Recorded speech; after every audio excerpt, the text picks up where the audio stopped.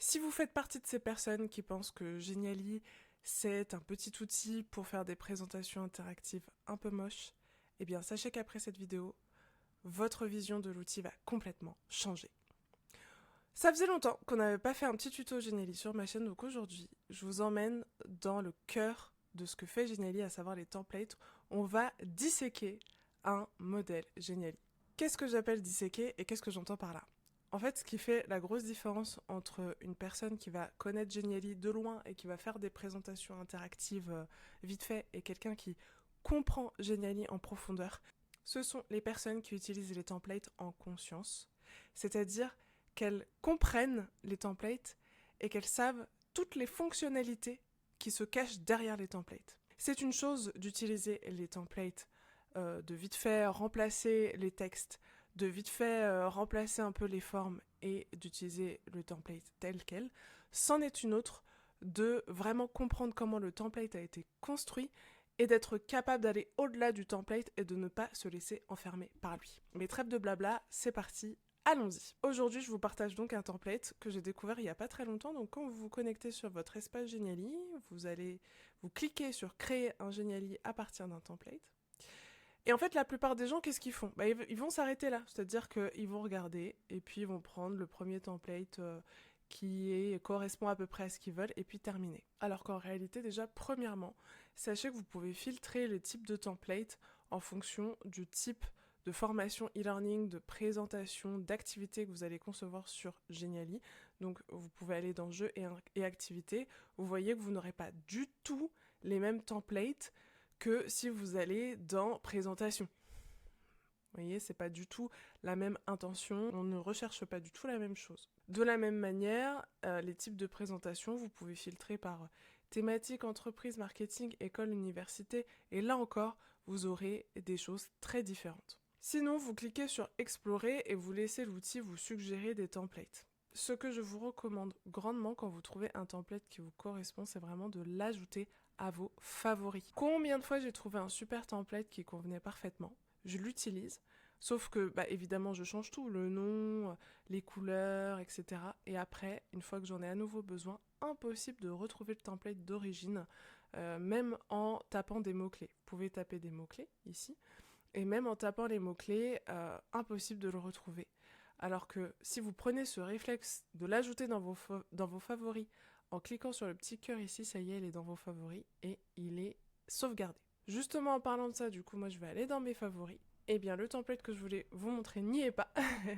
Heureusement, je sais exactement le mot-clé dont j'ai besoin pour pouvoir aller le rechercher. C'est celui-ci. C'est parti. Donc déjà, quelque chose que j'apprécie dans Genially, c'est que vous pouvez vraiment tester le template, pas seulement le regarder, vous pouvez vraiment le tester. Utiliser les boutons et vraiment le prévisualiser comme si vous étiez un apprenant, que vous étiez en train de l'utiliser. Il s'agit d'un quiz qui est très très stylé parce que vous voyez, il y a vraiment tout un concept derrière le quiz. Alors je peux le mettre en plein écran, donc ça c'est top, pour vraiment regarder. Et vous pouvez voir que ce quiz, ce que j'apprécie, c'est qu'il y a vraiment une réflexion derrière, qu'il y a un concept qui a été ajouté. On n'est pas juste sur un quiz bête et méchant.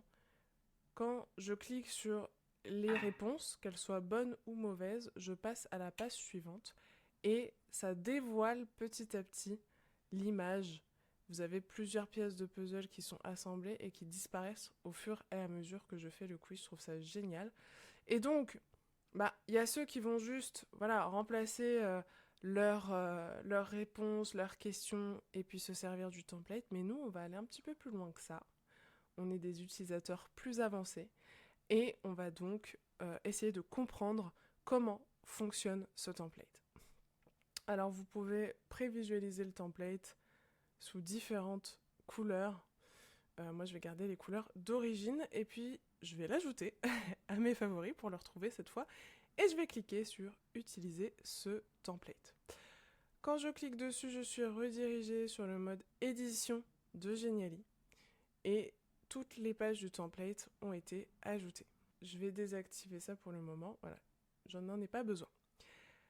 C'est parti. Donc, bienvenue sur le mode édition de Genially. On est d'abord sur la page d'accueil. alors moi je trouve ça génial, la page d'accueil, c'est que si je prévisualise, donc évidemment ça on va beaucoup l'utiliser, la prévisualisation dans Genially. Depuis peu, l'option de prévisualisation est située en bas à droite, alors qu'avant elle était plutôt en haut. Et vous voyez, juste en cliquant ici, vous pouvez prévisualiser votre Genially pour voir un peu ce que ça va donner et repartir au mode édition très facilement. Donc ça, c'est vraiment génial, cette page d'accueil avec tous les petits éléments qui apparaissent les uns après les autres. On va regarder déjà comment cette page a été construite. Alors, déjà, cette page, comment ça a été construit, comment ça a été fait. Tous ces éléments de puzzle qui sont là ne sont rien d'autre que des formes. Dans Genially, vous pouvez avoir accès à différentes formes juste en allant dans Ressources, juste ici à gauche. Et ensuite, vous cliquez sur Voir plus. Et vous avez tout un ensemble de formes possibles. Et les puzzles, vous voyez, il y en a là, il y en a 1, 2, 3, 4, 5. 5 formes sous forme de puzzle. Et effectivement, c'est un énorme travail qui a été fait, puisque déjà, on a changé les couleurs de chaque forme. Vous voyez, chaque forme a une couleur distincte, et on les a associées. Voilà, vous voyez, il y a 3 couleurs. Et on a mis les couleurs associées à différentes formes, on a fait en sorte que ce soit bien assemblé. Ensuite, on a assemblé les pièces de puzzle entre elles, et on les a fait pivoter de sorte que ce soit harmonieux. Donc vous voyez, c'est vraiment un énorme travail qui a été fait ici. Si vous deviez faire tout ça à la main, ce serait absolument énorme. Quand vous cliquez sur une pièce de puzzle, par défaut, elle apparaît comme ceci. Et vous voyez ici en bas, ce petit élément là en gris, on peut le tourner à 70, 80, 90 degrés pour le mettre dans l'angle que l'on veut. Donc déjà, ça a été fait pour toutes les pièces.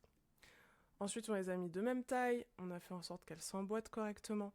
Et ensuite, on a fait en sorte de mettre une animation qui donne cet effet. Alors, comment on a fait ça? Quand on sélectionne une pièce de puzzle, on clique sur le bouton en forme de météorite, et c'est là que vous pouvez paramétrer les animations. Ici, on a mis une animation de type entrée. Vous voyez qu'il y en a plusieurs qui sont possibles. On les verra plus tard. Là, vous avez d'abord le type d'animation que vous voulez. Est-ce que vous voulez que ce soit une animation interactive ou pas? Ensuite, on va avoir les effets. Donc, on a une animation de type entrée, mais il y en a plein de type entrée. Donc ça, dans tout logiciel, très classiquement, on les retrouve. On a ici choisi Zoom.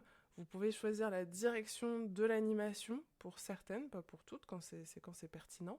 Ensuite, vous pouvez ajouter un délai. C'est-à-dire que là, le début de 0,7 secondes, c'est le délai entre le moment où votre apprenant il arrive sur cette slide et le moment où il voit apparaître l'élément en question. Et enfin, la vitesse. Et donc, on a beaucoup joué là-dessus pour créer cet effet. Donc ici, celui-ci, il apparaît au bout de 0,7 secondes, c'est-à-dire que j'attends 0,7 secondes sur la slide pour voir apparaître cet élément. Celui-ci 0,5, celui-ci 0,2, vous voyez c'est très subtil, on a dû faire ça pour chaque élément. Autant vous dire que c'est un travail titanesque. Pour les agences de digital learning ou les freelances comme moi qui sommes souvent rémunérés autant, on n'a pas le temps de faire ça à la main. Ce serait un travail colossal. Donc les templates rendent évidemment énormément service dans ce type de cas-là. Ça nous permet d'aller vraiment un cran plus loin, de proposer une expérience qui soit hyper ludique et immersive.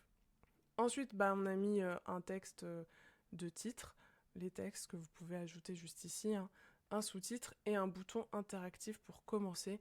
Il s'agit d'une forme plus un texte qu'on a groupé, puis on a ajouté l'interactivité page suivante qui nous permet d'aller à la page suivante comme son nom l'indique avec une petite animation qui fait que quand je clique dessus, ça réduit le bouton. Donc n'importe quelle forme, texte, groupe, vous pouvez le transformer en bouton interactif.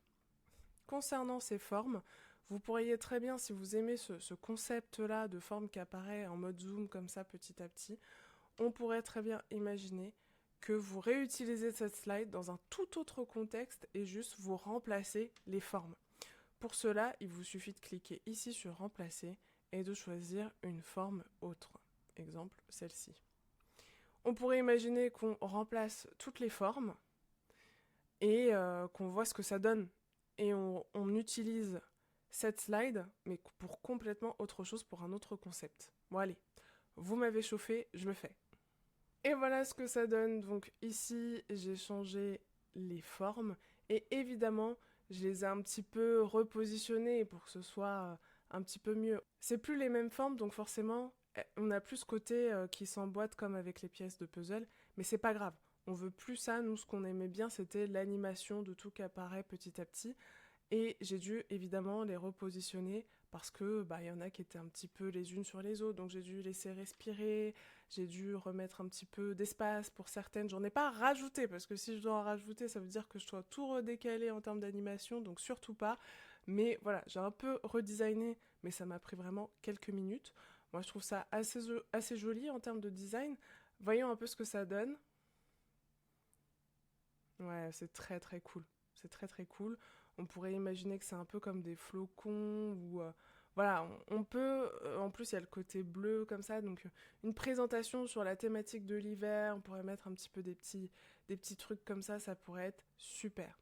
Pour essayer, j'ai remplacé avec encore une autre forme. Hop, on peut même un petit peu voilà, retravailler. Celle-ci, on pourrait presque jouer sur ce côté qui s'emboîte un petit peu. Hein, c'est un peu style engrenage, donc on pourrait presque un peu les faire s'emboîter d'une certaine façon. Je ne l'ai pas fait, mais voilà, vous voyez, ça fonctionne aussi. Et finalement, ce côté puzzle, bah, on peut complètement le remplacer par ça. Voyons un peu ce que ça donne. Voilà, vous voyez, c'est génial et ça rend super bien. Donc pour un design un peu plus, je sais pas, mécanique ou un petit peu plus, je sais pas, industriel ou steampunk avec des couleurs style doré, silver, bronze, etc. Ça, c'est génial. Donc l'idée, c'est de vraiment comprendre comment les templates ont été construits pour derrière développer des idées, développer de la créativité en se disant bah c'est génial, je reprends ce concept-là, ce petit truc-là qui m'intéresse, le côté voilà les formes qui apparaissent comme ça un peu partout sur la slide, ou ce côté ça s'emboîte avec des puzzles, mais attends il y a d'autres formes qui existent dans Geniali qui s'emboîtent, donc hop je change, ah bah c'est génial ça tombe bien j'ai un client qui m'a demandé une production avec pour thématique l'industrie ou et là hop vous voyez c'est une chaîne de pensée tout s'emboîte. Alors évidemment, si vous regardez, vous êtes débutant dans Geniali, vous vous dites mais comment je fais pour penser à tout ça? Moi, jamais de la vie, je pense à ça. Mais c'est normal. C'est bien pour ça que ma chaîne existe, que mes formations existent, que mes e-books existent, que mon contenu gratuit sur LinkedIn ou payant dans mes formations existe. C'est pour vous aider à développer tout ça, cette créativité. Ok? Allez, bah écoutez, c'est parti. Donc là, on retourne sur le côté puzzle. Donc vous voyez, comme je vous disais, ce que j'apprécie avec ce quiz, c'est que derrière, il y a vraiment une réflexion, il y a un concept. À la fin du quiz, on dévoile ce qu'il y a derrière l'image. Alors, je vais repasser en mode édition. Hop. Alors, comment est-ce que cette slide a été construite? Tout d'abord, vous voyez que si je clique sur l'image qui est en arrière-plan, elle est bloquée. Donc, vous pouvez bloquer des éléments dans Geniali. Pour le débloquer, il suffit de cliquer sur le petit cadenas ici. À quoi ça sert de bloquer? Eh bien, c'est hyper important.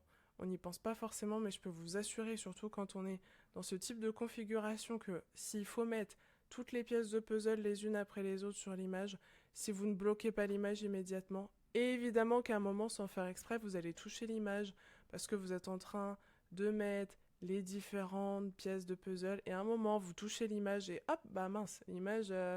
elle est partie, elle s'est déplacée, vous êtes la main, je dois la remettre, etc. Donc quand vous faites ce type de choses qui demandent beaucoup de précision, qui sont un peu tricky, surtout, première chose que vous faites, vous bloquez. Ça lock l'image, elle ne peut plus bouger, et là, vous pouvez apposer vos éléments sur l'image sans problème, en toute sécurité. Ensuite, ce qu'il faut savoir, c'est que quand vous bloquez une image, par contre, vous ne pouvez plus rien changer de celle-ci. Donc là, je vais débloquer pour pouvoir potentiellement changer des choses. Là, il y a juste une animation qui a été posée, une animation d'entrée de type cadré, mais on pourrait totalement imaginer que vous remplacez l'image par autre chose. Quel type d'image on pourrait mettre? Alors, sachez que depuis peu, vous pouvez créer des images avec l'IA dans Geniali. et choisir un peu un style. Et donc du coup, l'image qui a été créée va remplacer l'image initialement prévue.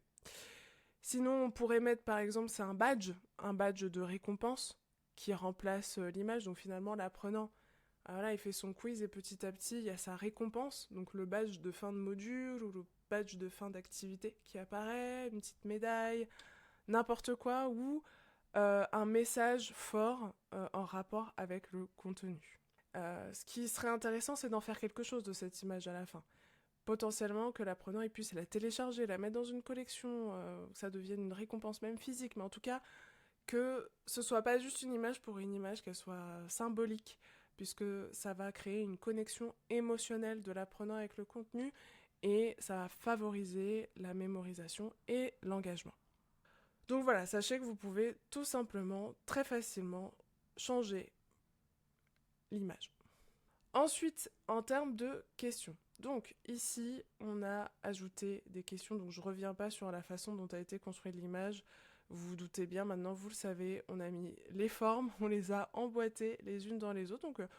Donc pour l'engrenage, on pourrait refaire la même chose avec l'engrenage, je pense. Mais c'est un travail évidemment énorme, il faut qu'elles fassent toutes la même taille, qu'elles soient toutes bien les unes sur les autres, que ça ne dévoile pas d'image, que ça fasse la taille de l'image. On est bien content, dans ces cas-là, d'avoir un template. Ensuite, en termes de questions, quand vous rajoutez des questions, c'est dans questions interactives. Et donc, vous avez différents types de questions. Vous avez la question classique qui vous permet de choisir une question à choix multiples, tout simplement, un QCM. Vous allez avoir les choix d'images, on y reviendra. Ordonner les réponses, le vrai-faux, remplir les blancs, ça c'est tout nouveau, on y reviendra tout à l'heure. Et les questions de collecte d'informations, donc des questions ouvertes, où tout simplement vous posez une question, l'apprenant répond en tapant sur son clavier, et les sondages. Sondages qui sont plus appropriés pour les sessions en direct, si ça vous intéresse que je fasse un petit tuto sur les sessions en direct dans Genially, dites-le moi dans les commentaires. Alors la question existe déjà, mais vous pouvez la modifier évidemment à tout moment, changer, écrire la question, changer les réponses, changer le nombre de bonnes réponses. Donc ça c'est pour la partie contenu. Ensuite en termes d'action, vous pouvez définir une action.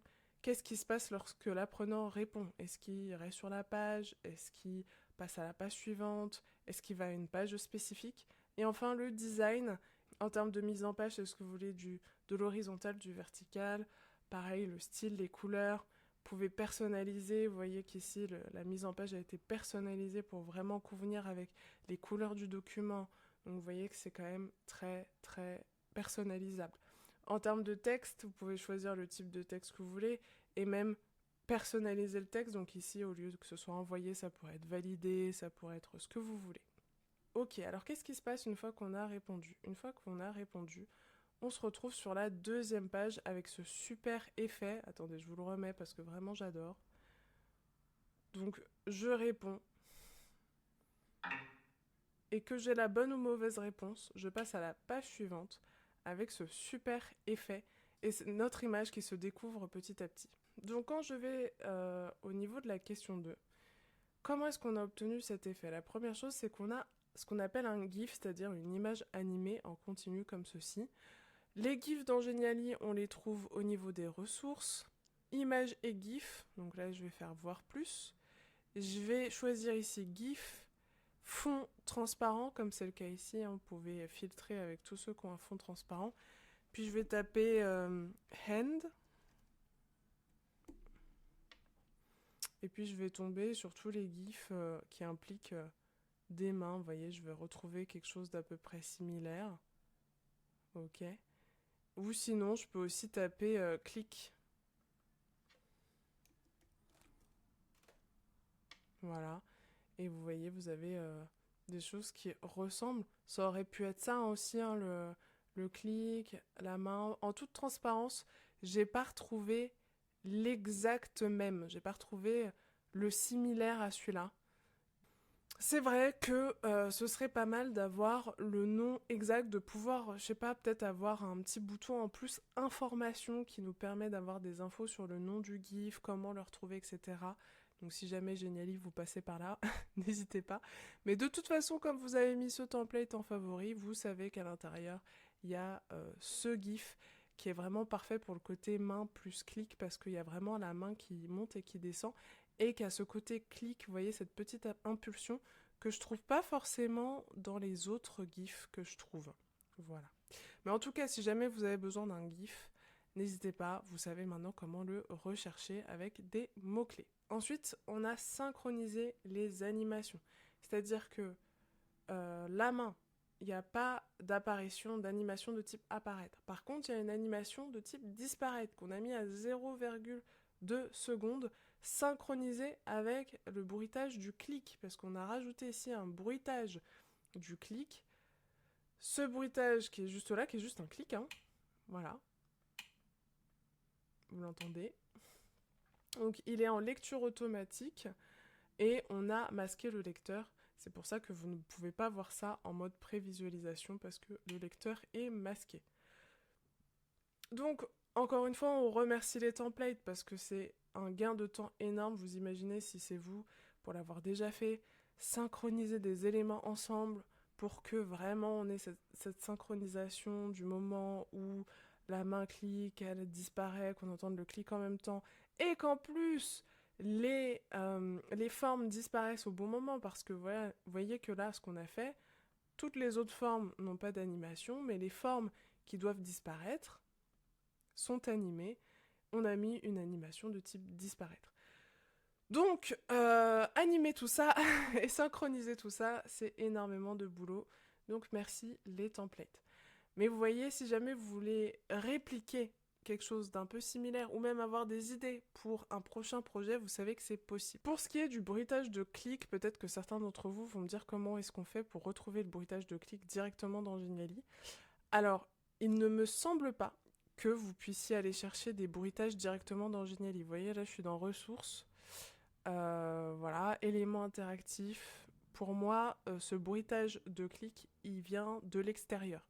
Il peut arriver que Genially, dans certains templates, importe des éléments extérieurs. Typiquement, il y a bien des vidéos. Alors, ce sont des vidéos qui viennent de la chaîne YouTube de Genially, mais pour le coup, on ne peut pas mettre des vidéos directement. Enfin, il n'y a pas de vidéos qui sont directement disponibles dans Genially. Elles viennent forcément de l'extérieur. Donc, dans certains templates, il y a des éléments utilisés par Genially qui ont été importés, qui viennent de l'extérieur, qui sont libres de droit. Vous tapez bruitage libre de droit sur internet, vous en trouvez plein, notamment par exemple YouTube.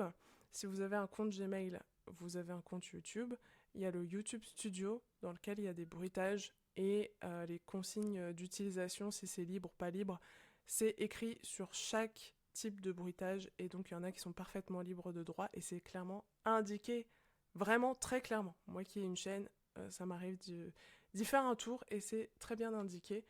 Et il vous suffira de télécharger sur votre ordi, d'aller dans Insérer, Audio, importer un audio et de voir si vous voulez l'importer depuis un URL ou votre ordinateur. Mais là, si vous le téléchargez sur votre ordi, ce sera depuis votre ordi. Bref, gros boulot de faire tout ça et on est bien content de l'avoir. Au niveau des questions, eh bien, on a utilisé la question interactive de type choix d'image. Et comme je vous disais, vous voyez, quand je fais un choix d'image par défaut, les images, elles sont mises à l'horizontale, il n'y a pas du tout les bonnes couleurs, donc il y a eu un vrai travail de fait pour améliorer la mise en page dans Design et personnaliser les couleurs. Choix d'image, comme vous pouvez le constater, il n'y a pas forcément que des images, vous pouvez mettre à côté un texte, mais c'est pas obligatoire. Ensuite, ce qui a été fait, c'est qu'on a dupliqué, quand vous avez un travail comme ça, qui nécessite pas mal de précision, évidemment que vous n'allez pas refaire l'image et vous n'allez pas refaire tout à chaque fois. Vous dupliquez la page, vous voyez, c'est ce qu'on a fait ici. On a dupliqué, on a retiré à chaque fois un petit peu plus de forme, on a rajouté des animations de sortie sur chaque forme qui doit sortir à chaque fois et on a changé le type de question. Ici, c'est un QCM classique, sauf que cette fois, on a sélectionné plus de bonnes réponses. Et évidemment, on change de place la main et on rajoute le bruitage. Ça permet de faire gagner du temps et d'industrialiser un petit peu les choses. Ici, c'est intéressant, on a mis une question de type vrai-faux. Donc, dans ce type de question, dans les true or false, l'idée, c'est que vous avez que 2 réponses possibles. On ne peut pas en rajouter, on ne peut pas en enlever. Et bien sûr, on ne peut pas mettre tout bon. Ici, ce qui est pas mal, c'est qu'on a mis un audio. C'est-à-dire que l'apprenant, il doit écouter un audio. Donc, mettez des audios de 1 minute, hein, vraiment 1 minute, 1 minute 30. Et après l'audio, on lui pose une question sur l'audio, évidemment. Est-ce que c'est vrai ou faux? Et il doit répondre. Pour cela, ici, on a mis juste une forme. Et on a mis un bouton de type bouton interactif. Donc, pour insérer un bouton interactif, vous allez dans éléments interactifs. Et juste ici, dans boutons, vous voyez, vous avez différents types de boutons. Et vous allez avoir des boutons de type audio. Voilà, juste ici, par exemple.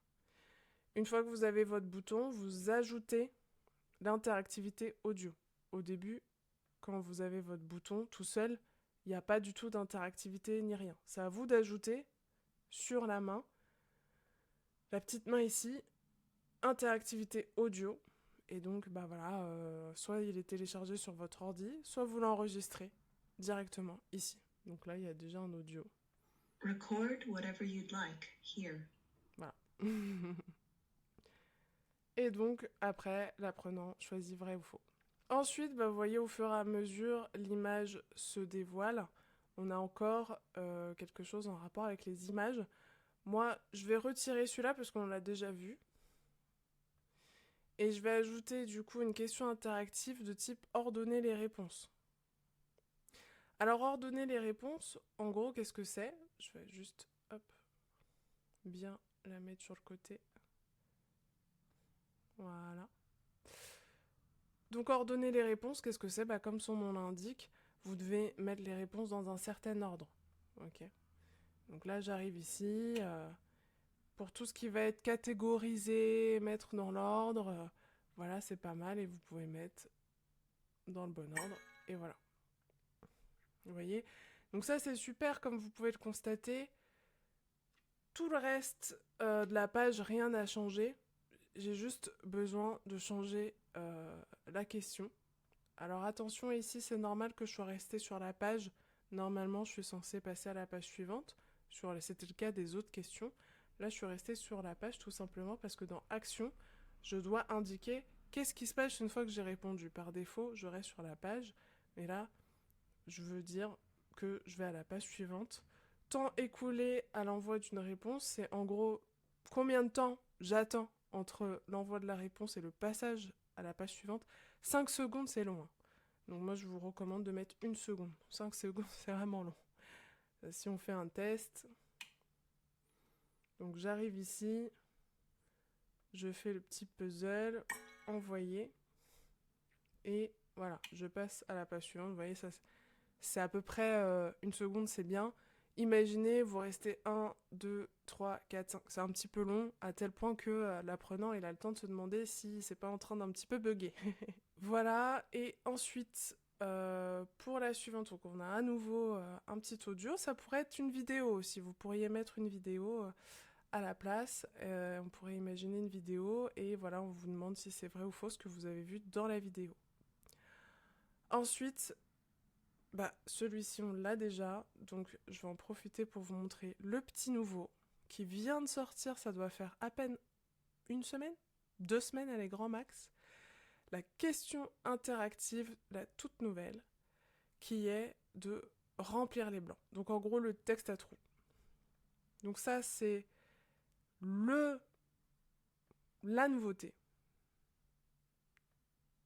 qui vient de sortir. Donc j'en profite pour vous la montrer. Hop. Alors ça, c'est vraiment génial. Hein.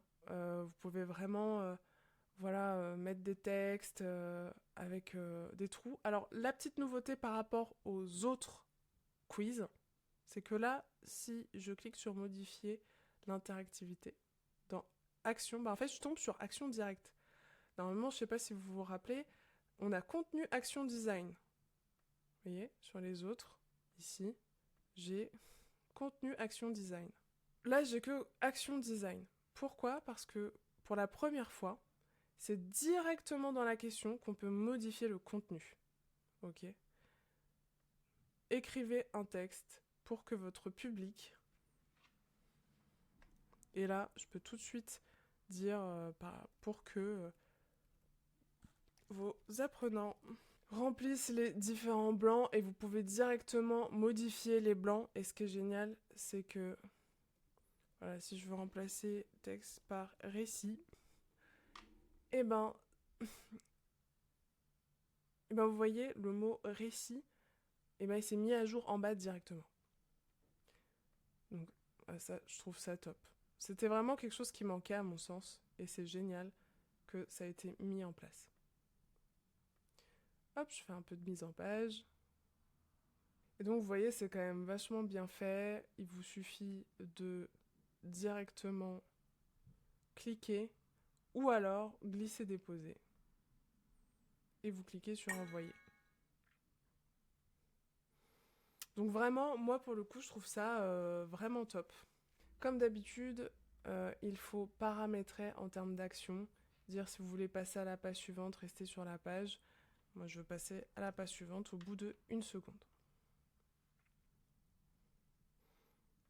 Donc, je ne pouvais pas vous parler de quiz sans rajouter ce quiz-là. Ensuite, sachez une chose, c'est que vous pouvez rédiger des quiz grâce à l'intelligence artificielle quand vous allez dans questions interactives, questions avec IA. Donc, vous pouvez soit décrire brièvement votre sujet, soit en une phrase, parce que vous n'avez que 140 caractères, hein, donc c'est pas beaucoup, soit en une phrase, donner l'élément sur lequel les apprenants doivent être évalués. Typiquement, je pourrais mettre la définition de la gamification. Voilà. Ou alors, je pourrais, en moins de 140 caractères, donner vraiment la définition de la gamification. Voilà, définir la gamification en 140 caractères et le mettre là. Mais si je mets juste le sujet et que je clique sur créer, vous allez voir que c'est quand même assez bluffant. Il va me proposer différents types de questions. Par exemple, quelle est la définition la plus précise de la gamification ? Vous voyez, c'est là où ça aurait été mieux de définir la gamification, puisque là, il me dit la définition la plus précise, je trouve pas ça très pertinent, c'est un petit peu vague.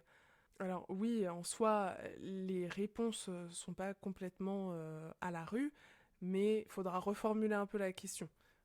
Moi, j'aurais mis quelle est la bonne définition de la gamification ? Mais je pense que j'aurais eu quelque chose d'encore mieux si j'avais défini directement la gamification ici. Par contre, quels éléments peuvent faire partie de la gamification ? Et il me met des éléments. Ça, c'est super, c'est complètement pertinent. Évidemment, à voir si au niveau des réponses, on est bon, mais clairement, c'est très pertinent. La gamification consiste uniquement à créer un jeu vidéo. Vrai, faux, pareil, ça c'est hyper pertinent. Comment peut-on définir la gamification en quelques mots ? Ça, c'est super. Ça, c'est super. D'ailleurs, je pense que je vais choisir celle-là. Pareil, mettre dans l'ordre, classer les étapes, quel aspect semble le plus important, ça c'est en mode sondage. Ou remplir le blanc, forcément, la définition de la gamification, ça c'est génial. La définition de la gamification concerne l'intégration des mécanismes et d'éléments issus des jeux dans des contextes non ludiques afin d'encourager l'engagement et la motivation. Alors, elle est hyper pertinente, hein, cette définition.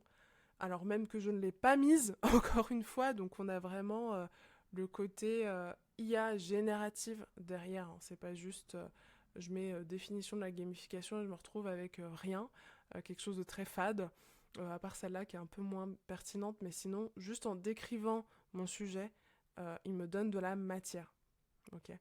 Évidemment, comme à chaque fois avec l'IA, il faut être prudent, mais c'est déjà vachement bien. Voyez ? Si on veut rajouter un type de question, on pourrait rajouter une question ouverte ici. Alors, est-ce que dans un quiz, une question ouverte a vraiment sa place ? Bon, c'est un débat. C'est un débat. Mais voilà, on pourrait imaginer qu'on rajoute ça, par exemple, vers la fin, en question parmi les dernières questions. Et voilà, donc vous voyez, ça nous donne un template qui est hyper ludique, sans être infantilisant. Parfois, j'ai cette objection de cette peur que la gamification ce soit infantilisant. Même moi qui n'ai pas fait de puzzle depuis l'enfance, je vois des puzzles, ça ne me ramène pas du tout à l'enfance. Ça me rappelle la connexion, la réflexion, l'assemblage d'éléments entre eux, mais pas du tout le fait d'être un enfant. De la même manière, je trouve le design hyper professionnel avec des couleurs qui sont hyper apaisantes et hyper pro. Le côté ultra ludique par le concept, c'est-à-dire qu'un quiz en soi, c'est le niveau 0 de la gamification. Il y en a même qui le considèrent même pas comme de la gamification, tellement c'est vu, revu, et c'est vrai qu'au bout d'un moment, on peut considérer, même moi je considère que on aurait pris une page blanche, une question et les 3 réponses possibles, bon, mais le fait que à côté de ce quiz, il y ait un concept ultra ludique qui est de découvrir une image au fur et à mesure, la diversité aussi des questions et des types de questions possibles, sachant que là en réalité on pourrait même en mettre encore plus différentes avec les vidéos, etc. Que quand bien même on a 2 questions qui se ressemblent, en réalité on pourrait changer le média qui est ici par une image, une vidéo, un audio, etc. Tout ça rend le quiz ultra ludique, mais tout en le laissant hyper pro. On a mis un gif, on a mis des bruitages, et à la fin, on a la page de félicitations. Je vais m'enlever pour qu'on la voie. Alors, maintenant, admettons, parce que là, que je réponde la bonne réponse ou la mauvaise réponse, je passe à la page suivante. Comment est-ce que je peux changer ça ? En cliquant ici dans configuration des questions, donc ça c'est nouveau, enfin on pouvait configurer les questions avant, mais ça ne se présentait pas comme ça. Donc configuration des questions, donc, on peut décider de ne pas répéter les questions, donc j'ai la bonne réponse ou la mauvaise réponse, je passe à la question suivante, ou je peux répéter jusqu'à la bonne réponse. Donc au final, voilà, je n'ai pas la bonne réponse, je reste sur la page jusqu'à ce que j'ai la bonne réponse, et quand j'ai la bonne réponse, je passe à la page suivante. Quand vous faites ça, vous décidez que la personne reste sur la page tant qu'elle n'a pas la bonne réponse. Je recommande de mettre un petit commentaire, soit le bravo, soit un dommage ou essaie encore, etc. Vous voyez ce que ça donne ici. Ce qui fait que si la personne, voilà, elle n'a pas la bonne réponse, elle a le petit dommage, et ça revient jusqu'à ce qu'elle ait la bonne réponse. Bravo. Et je trouve que, voilà, avec le feedback, je trouve que ça décourage moins, ça donne envie d'un petit peu plus de continuer, surtout quand il y a le côté un peu plus punitif de tu ne dépasses pas cette page tant que tu n'as pas la bonne réponse. Aussi pour ce qui est des quiz, en haut ici vous pouvez avoir accès aux métriques du quiz, c'est-à-dire voir combien de personnes ont répondu, combien sont allés jusqu'au bout, quel est leur score, combien elles ont eu de bonnes réponses, mauvaises réponses, etc. Et vous pouvez décider de le communiquer aux autres apprenants ou pas. À tout moment, vous pouvez modifier un quiz en cliquant ici « Éditer avec l'IA », ce qui vous permet de modifier directement la question avec tous les paramètres de la question, donc tous les designs, toutes les actions que vous avez paramétrées. Vous gardez ces mêmes paramètres et vous éditez avec l'IA au lieu de devoir à chaque fois créer une nouvelle question. Voilà. Je pourrais éditer avec l'IA définition de la gamification et prendre celui-ci par exemple, ajouter, voyez, et voilà. Alors si c'est un petit peu moche comme ça, hein, évidemment, vous pouvez un petit peu changer. Ce que vous pouvez faire, c'est enlever une réponse si ça fait trop. Voilà, là c'est parfait. Et évidemment, si besoin, moi je trouve que rajouter la plus précise, c'est un peu bizarre. Je vais mettre quelle est la définition de la gamification, tout court en fait. Voilà. Donc intégration de mécanismes, création de jeux vidéo ou utilisation du jeu pour former les employés. Et c'est parfait. Donc là, vous avez un template que vous pouvez personnaliser. Et si vous avez vraiment la flemme sur chaque question, vous pouvez écrire, éditer avec l'IA et mettre une vague description de votre sujet et il vous fait des quiz pertinents. Voilà, j'espère que cette analyse approfondie d'un template vous aura plu. Si vous voulez d'autres astuces, allez dans la description et téléchargez mon guide sur 10 hacks qui vous feront gagner un temps fou sur Genially et Canva. Puisque pour rappel, je suis formatrice sur ces deux outils et même plus exactement sur la fusion de ces deux outils. Donc allez dans la description de la vidéo et téléchargez cet e-book qui vous fera gagner un temps de dingue. Suivez-moi sur LinkedIn si ce n'est pas déjà fait. C'est le réseau social sur lequel je suis le plus active. Je publie très régulièrement, plusieurs fois par semaine, des réflexions, des actus sur Genially, Canva, des trouvailles, des vidéos, tutos en quelques minutes. Donc n'hésitez pas à aller me suivre là-bas également. Attendez, ne partez pas. Breaking news. Juste au moment où j'étais en train de finaliser cette vidéo, une annonce est tombée et croyez-moi, ça change la donne pour toute la production e-learning. En effet, Genially et Canva viennent d'annoncer leur intégration officielle. Oui, vous avez bien entendu. Vous pouvez maintenant exporter vos designs Canva directement dans Genially et intégrer vos créations Genially directement dans vos designs Canva. Le mot à retenir ici, le mot clé, c'est directement. Parce qu'en soi, c'était déjà possible. Je montre comment faire dans ma formation Fusion. Mais l'intégration officielle des outils permet de rendre ça beaucoup plus fluide et de faciliter votre workflow. Puisqu'avant, on était obligé de passer par des éléments extérieurs. Maintenant, tout est intégré. Donc, une vraie fusion qui ouvre un tout nouveau champ des possibles pour vos modules de formation. Si vous me suivez depuis longtemps, vous savez à quel point ce sujet me tient à cœur, puisque je forme depuis des mois maintenant à cette synergie Genially Canva dans ma formation Fusion. Je partage des cas d'usage sur YouTube et j'ai la chance d'être ambassadrice des deux outils. Je vous prépare donc tout naturellement une vidéo dédiée pour vous montrer concrètement comment ça fonctionne et surtout ce que cette nouveauté peut changer dans vos projets. Ce sera l'une des premières, voire les seules vidéos francophones que vous trouverez à ce propos sur YouTube. Donc restez bien connectés, abonnez-vous, activez la cloche et partagez cette vidéo à des collègues / amis que ça pourrait aider. Et en attendant, pour gagner du temps dans vos créations, je vous offre un guide ultra complet avec 10 hacks Canva et Genially que j'utilise au quotidien. Texte plus vidéo d'1 minute par astuce. C'est concret, rapide, 100% gratuit et ça se trouve en lien dans la description juste en dessous de la vidéo. A très vite pour cette vidéo très spéciale qui va sortir dès la semaine prochaine sur Canva plus Genially, la fusion officielle. Ciao!